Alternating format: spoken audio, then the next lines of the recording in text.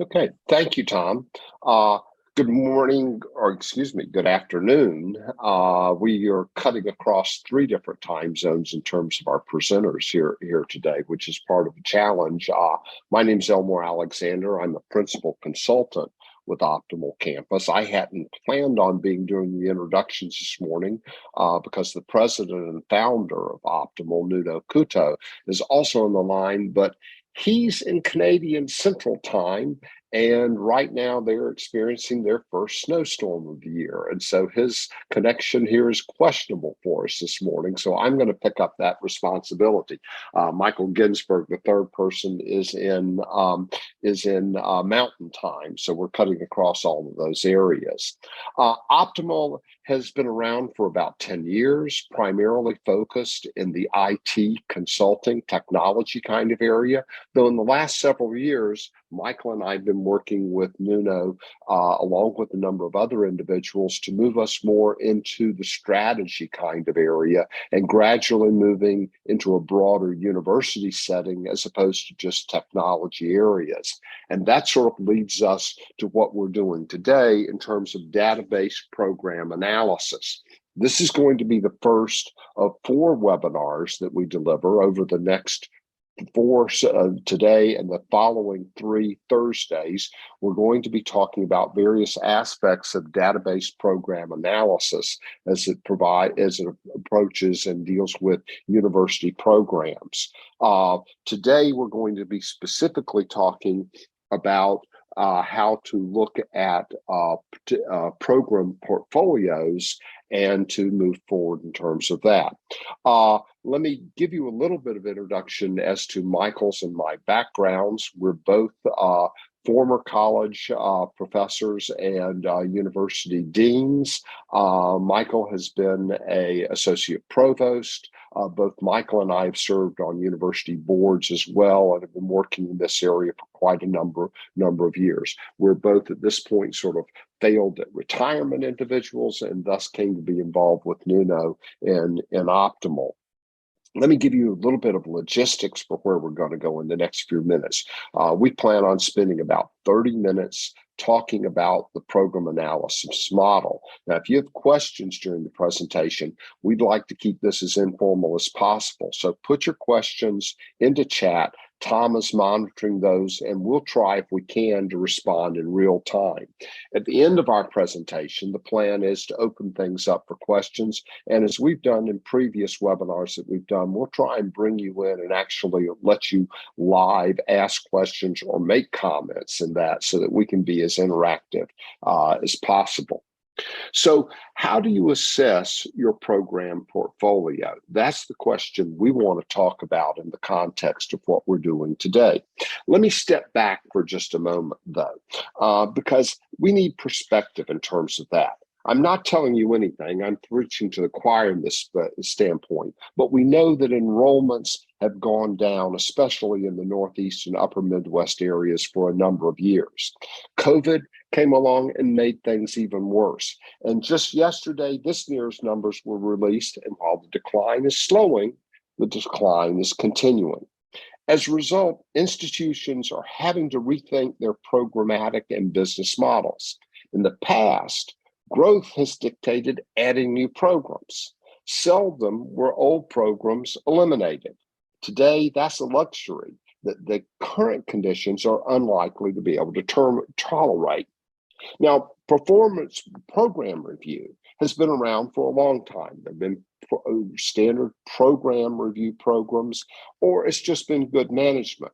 But our experience is that as both deans and consultants, that program financial performance needs data and needs data for sound business decisions, and often that data just isn't available.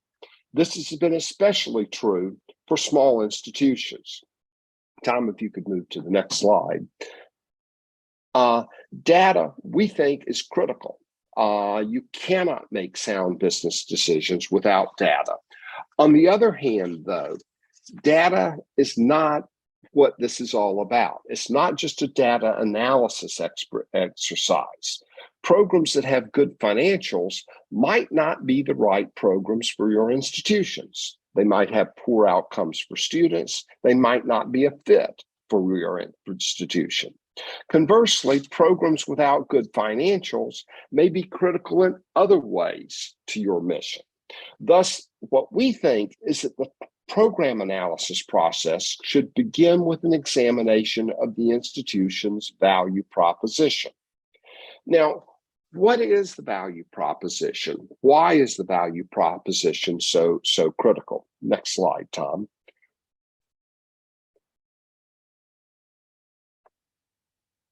We all know the concept from that best expressed by the Cheshire Cat, that if you don't know where you're going, then it doesn't matter which way you're going. The critical question here is, what are the things that differentiate your institution from competitors? What are the causes that for students to apply and to attend? What is the value that you provide in that? What we found from both our experience as faculty members, deans, and consultants is that for many institutions, there is not a common understanding of this value proposition. And if there is an understanding there, often the institutions have not lived by it in creating or eliminating programs. We would say that you see value creep, that you had an understanding of the value, but programs have been added to your portfolio that don't meet those value propositions. Or there's been mission change. The value proposition has changed, but the programs have not been adapted. I'm reminded of an institution with whom we've worked where we took a look at it and saw that there clearly were way too many graduate programs there. The average number of students per graduate program was less than 20 students, and that did not take into account the fact that 2 of the programs accounted for over 50% of the graduate enrollments. When we talked to the president about it, he said, well, each of those programs is the baby of a particular faculty member. Maybe we'll look at those programs after that faculty member retires. But that's not going to be a way that we think we can live in the future. So what we want to talk about is the focus that we're going to take in terms of developing a framework for a value proposition or program portfolio evaluation. Next slide, Tom. So what we do in terms of this framework is, number one, the focus is on programs. You can build up to departments, you can build up to colleges later, but you need to start with programs because program performance can vary from one department or within one department or within one college. You should be thinking about 3 key questions. Does the program fit the institutional value proposition? Is it what you do as an institution? Is the program strategically important to the institution? Is it a growth area? And finally, then, if you've answered these 2 questions, then you can talk about the question of, is the program financially viable? Now, these are tough questions at this point in time. Can you be a college without a history or an English department? Do you need to restructure and eliminate long-standing programs to invest in new programs that have a growth potential? That's the cusp of the questions that we think need to be assessed. So, what do we bring to the table in terms of a model to assess financial viability? That's where I'm going to turn things over to Michael, and he's going to take you through that process. Michael? Well, thank you, Elmore. And I'll say good morning to everyone. I'm in Boulder County, Colorado, and it's only about 10:15 here. So whether it's morning or afternoon, hello to all. So I'm going to focus only on that last question, which is how do you assess programs' financial viability? I will leave the others, recognizing the others are important, but we'll leave those alone for now. And the first thing you have to ask is, why are you evaluating financial viability? I would say most academic administrators, deans, department heads, et cetera, are familiar with financial reporting. Financial reporting, though, serves a different purpose from financial evaluation for managerial decisions.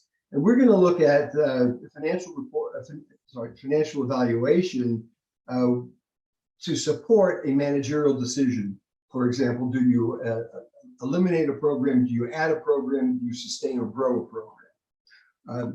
So taking that perspective, the second question you need to ask is, all right, what revenue and cost elements do you want to consider in that evaluation?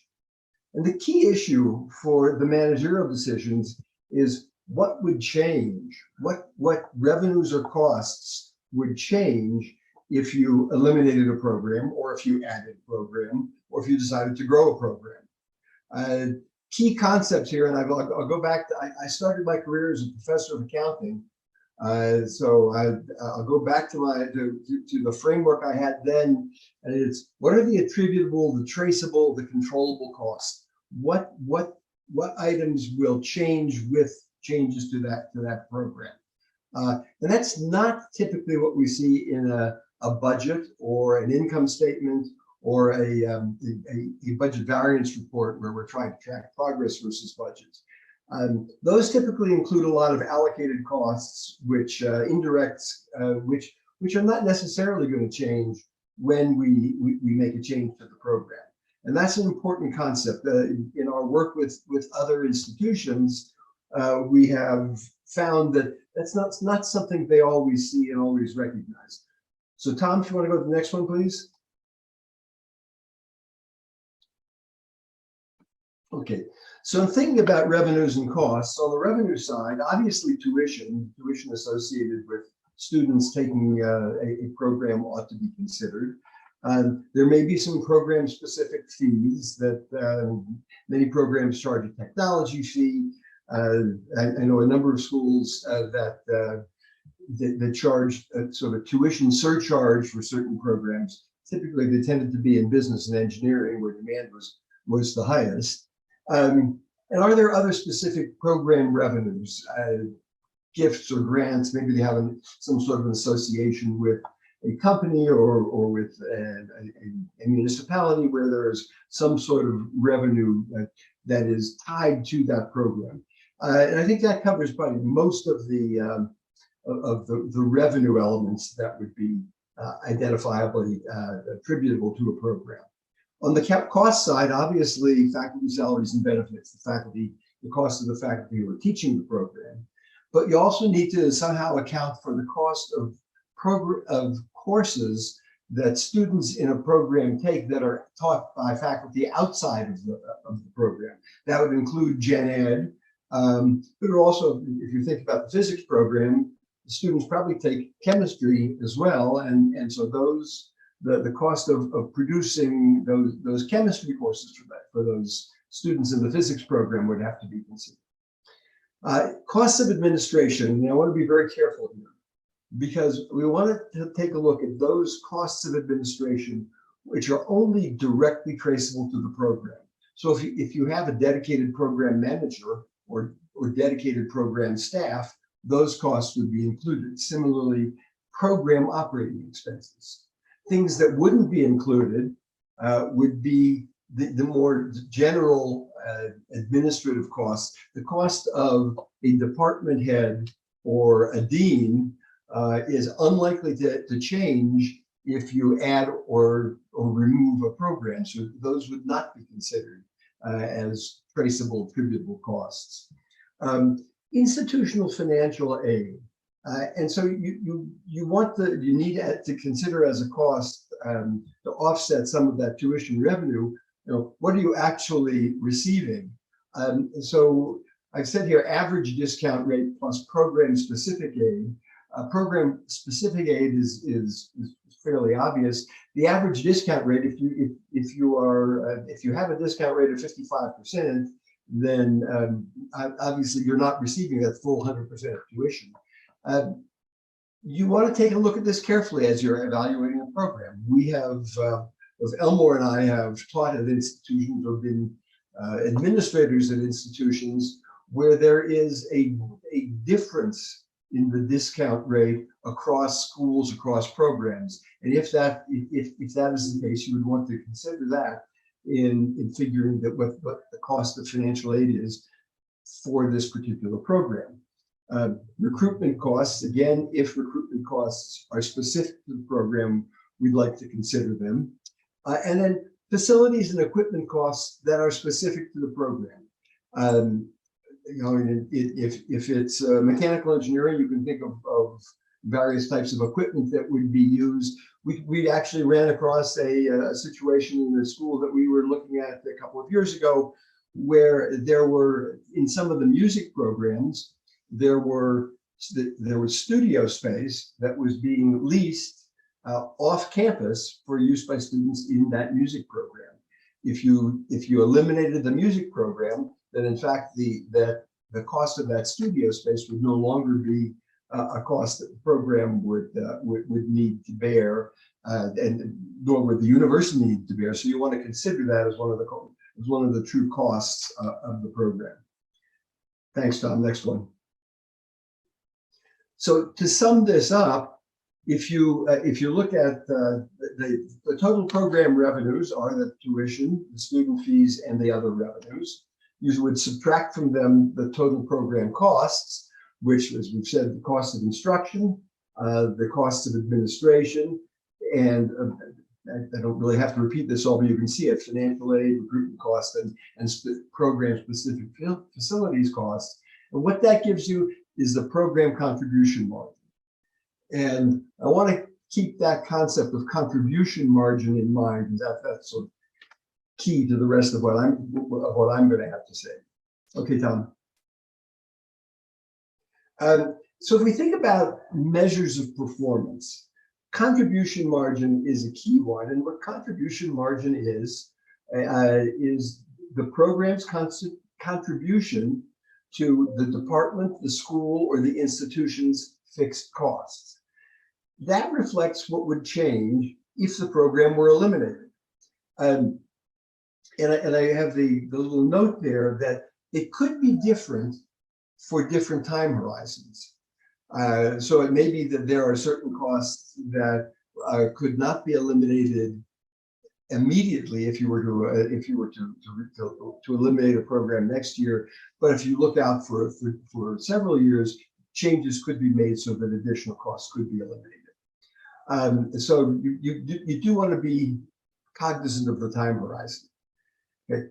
Program contribution margin is different from program net income. Net income is the contribution margin, typically less allocated overhead and fixed costs. And as we'll see, and as we've seen in our consulting, programs can have a positive contribution margin, which means they have a positive cash contribution to the university, to the institution, but they can still have a negative net income.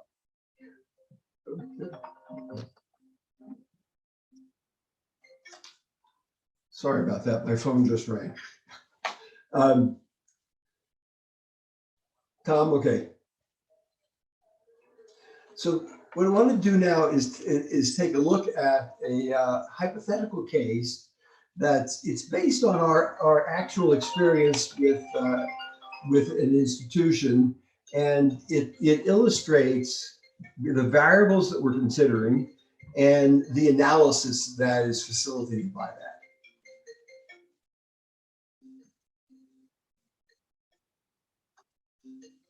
Thanks, Tom. So this is the 50,000-foot view, the view of the case study from on high. And I realize you can't really see what's there, but it's just to give a flavor for what we were looking at. So as I hope you can see my pointer as I'm going down the screen, or you probably can't because you're looking at Tom's screen. On the far left-hand side, the column shows the various schools. So there's a School of Humanities, a School of Business, and a School of Science and and Mathematics.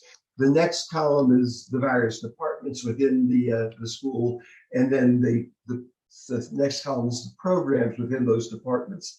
Then across that spreadsheet are all of the variables that we just discussed a couple of minutes ago. And this is just an excerpt from the spreadsheet. Probably the full spreadsheet for that school is half again as wide and 2 to 3 times as long.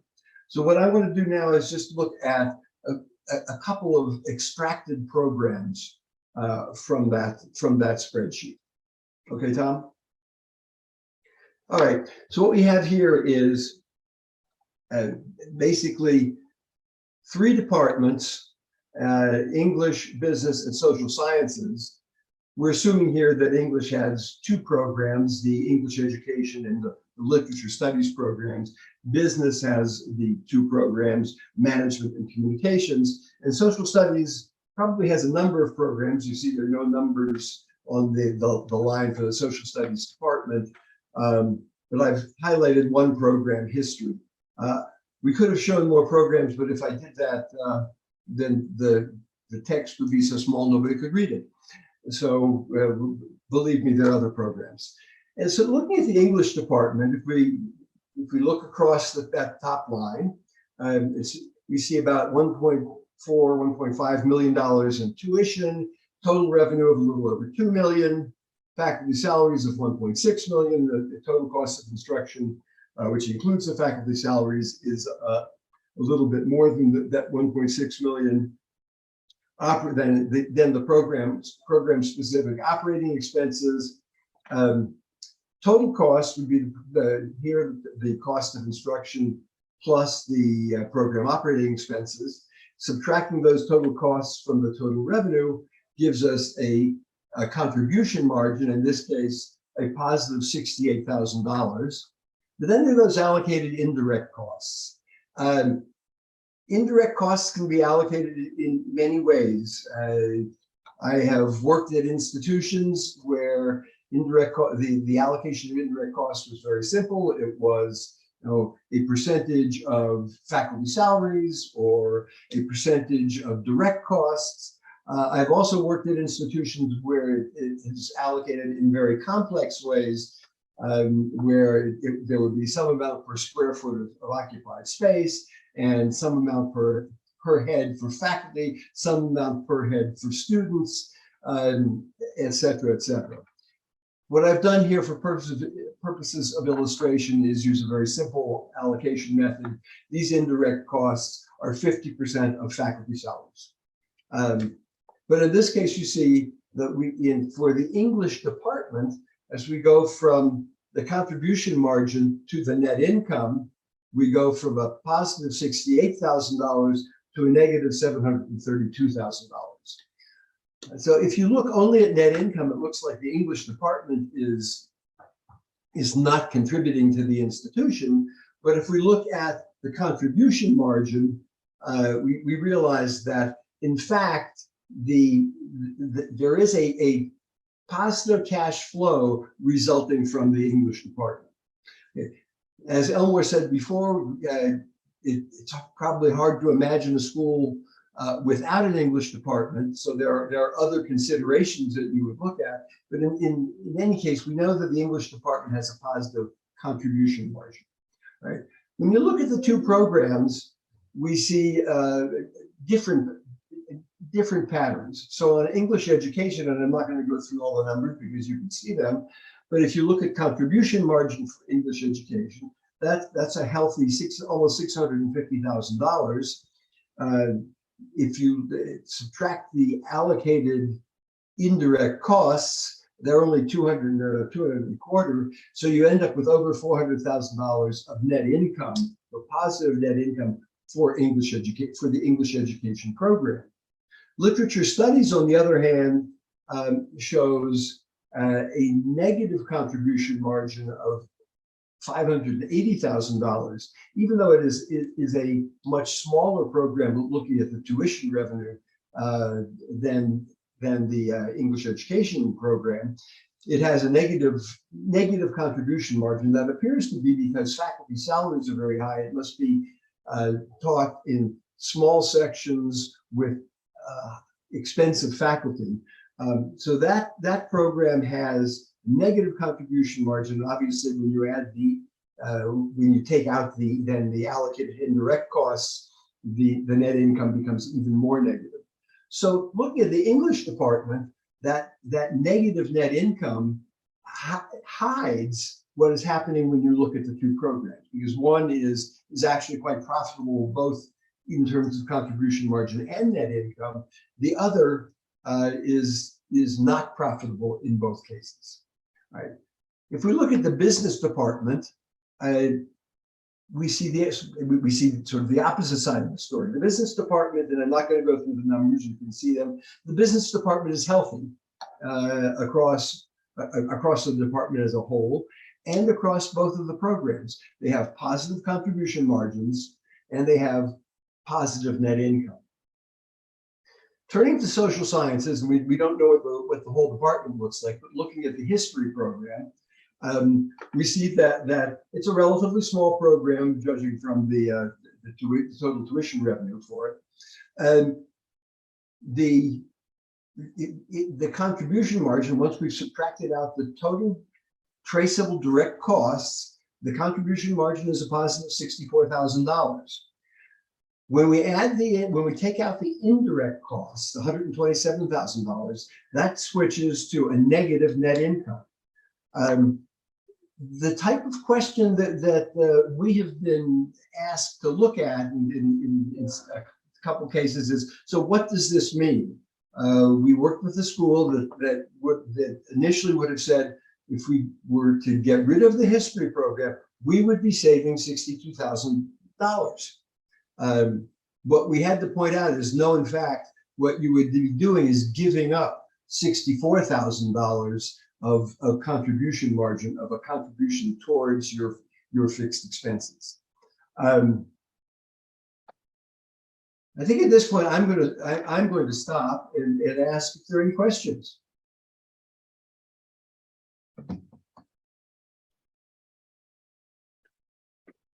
I can't see what's in chat. Tom, can you?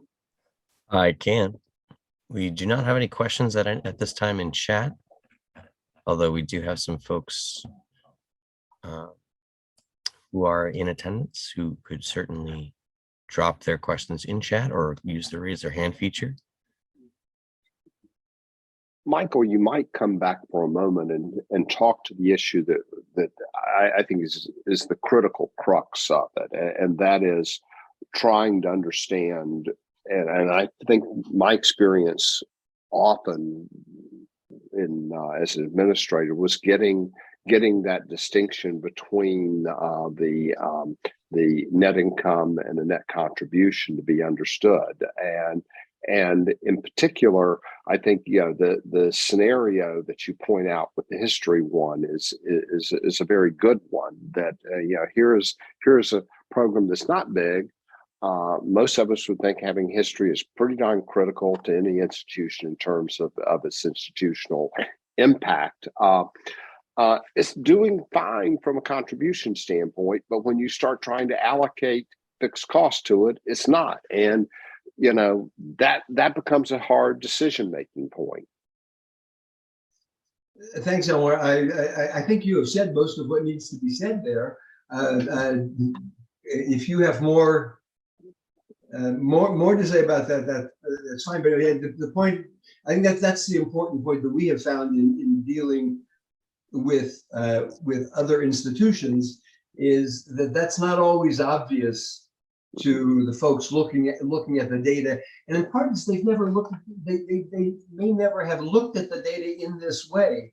They look at budgets. They look at budget tracking reports, and those indirect costs, those items which are not controllable, not traceable, not going to change, are baked in to the way they have been accounting for programs, departments, etc. And they don't really realize what is likely to change with the changing program and what is not likely to change. Yeah. And conversely, if you look back at the English department with Tom, why don't you go back to that other slide?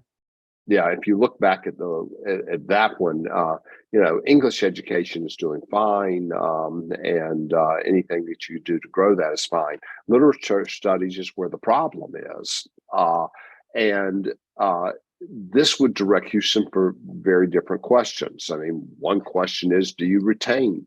A possibility is, do you retain the literature studies program? The second one is, are there ways to restructure that program that would change the bottom line in terms of what it is like financially? Alternatively, are there ways that you can grow that program that would make a difference in that regard? So I think what I see this is leading you not to an axe wielding functionality, but rather leads you to asking questions of how can we change the way that things look like. The first question I would ask, looking at those at that English department, is if you look at the two programs, the English education program, in terms of tuition, which probably means in terms of students, is about twice the size of the literature studies program. But the literature studies program has faculty salaries that are almost 3 times that of the English education program. So is there something about the way literature studies is being taught that makes it very expensive? And would there be a way to do that which would be less expensive? Or perhaps you could do that with growing the program. As Elmore suggested, we're not suggesting you need to, on the basis of this analysis, axe that program, but you need to ask about it.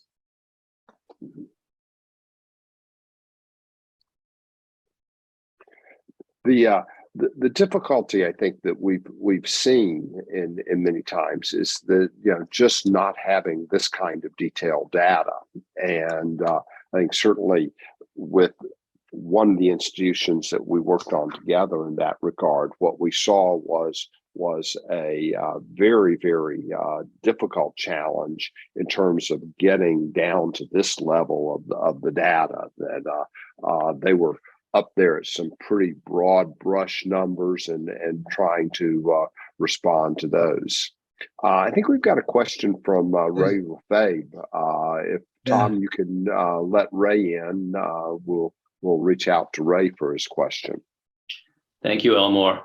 My question is, in your experience, how do you get presidents and deans to perform program analysis, as program analysis can be quite politically charged? I've worked in multiple institutions of higher ed, and it's nice to understand how to do program analysis, but sometimes it's just getting the presidents and deans to want to do it. So in your experience, how do you get the process started? Yeah, that's a terrific question. In the case study that Elmore, or the situation that Elmore described previously, he was actually kinder to the president than what the fellow actually said to us. What he said was, while that faculty member is still alive, I don't want to have to look at those programs. Mm-hmm. And indeed, that's it is an issue. The part of it is just to make them see that this is not sustainable for the long run.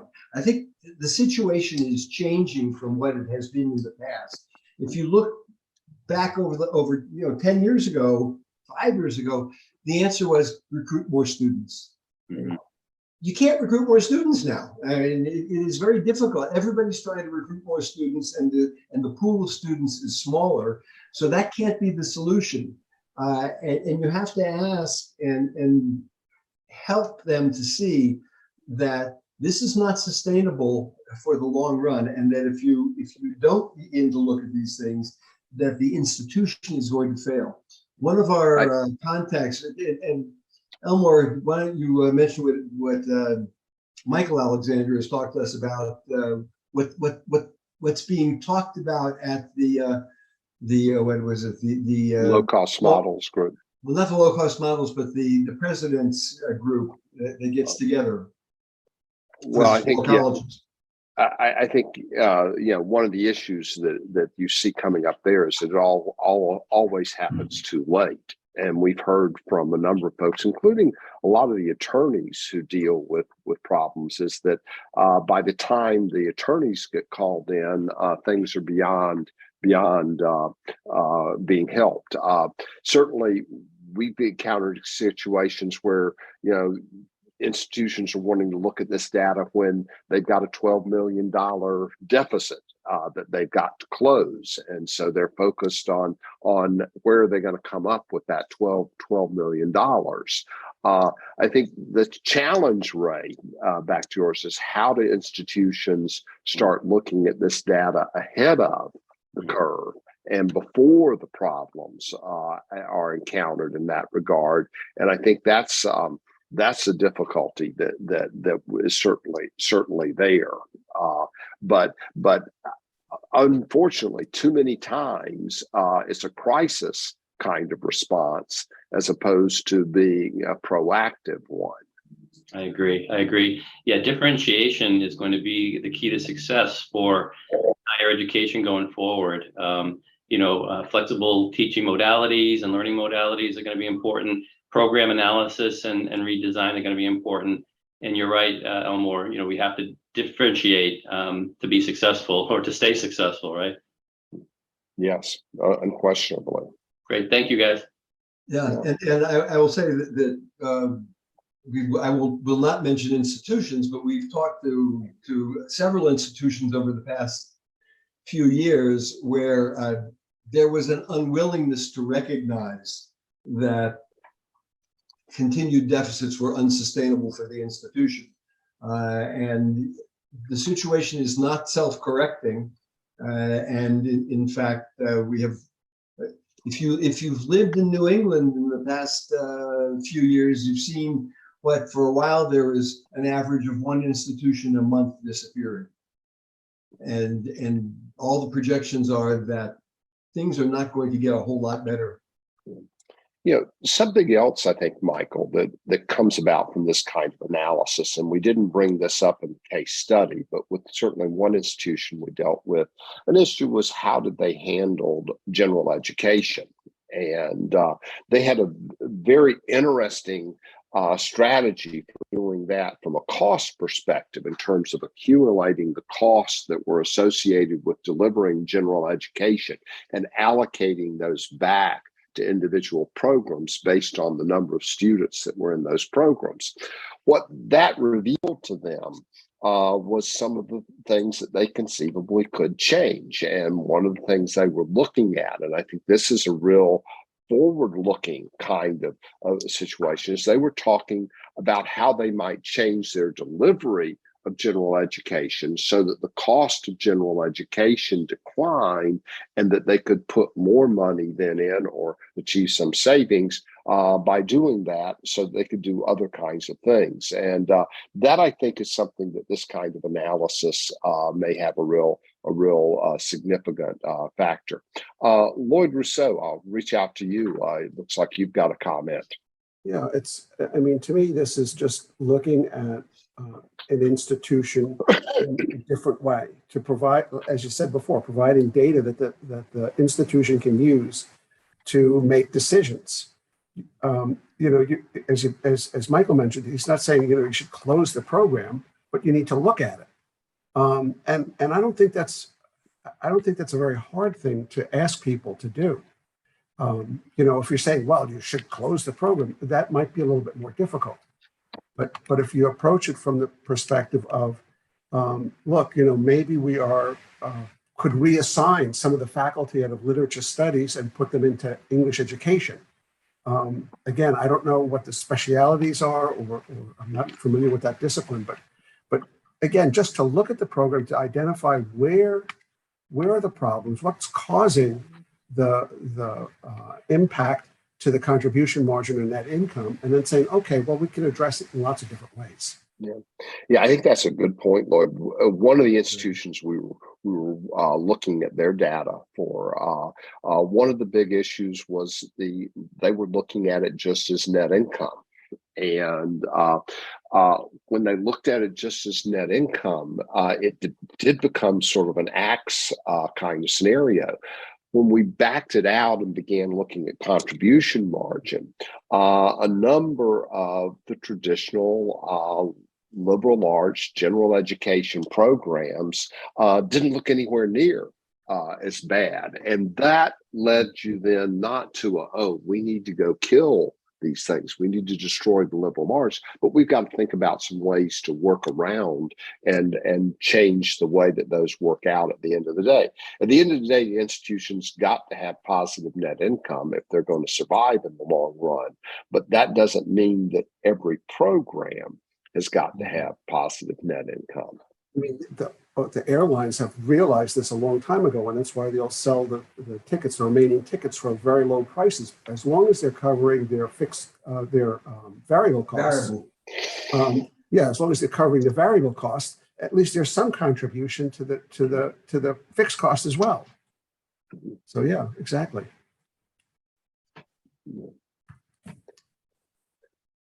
Are there any other comments or questions out there from the audience? See anything in chat at this time, but I did want to mention that we have less than 15 minutes left. So if you have any questions or comments, feel free to leave them.